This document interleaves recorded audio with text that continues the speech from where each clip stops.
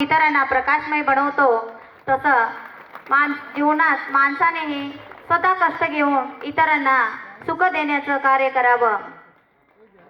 आताच आपल्या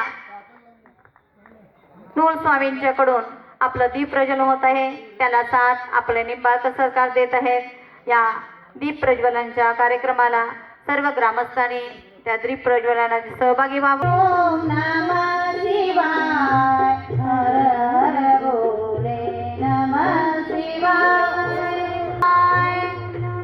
शिवाय नमः शिवाय। त्या पंचाचाराच्या ध्वजाने आजच्या कार्यक्रमाचं उद्घाटन होत आहे। सर्वांनी टाळ्या वाजवून त्या उद्घाटनाला साथ द्यायचे।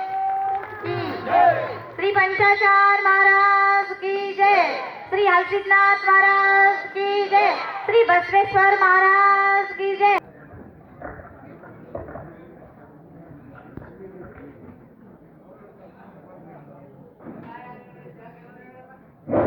आता त्यानंतर आपल्या गावचे श्रीमंत अजित, सर्वांनी टाळ्या वाजवून सत्कार द्यायचे।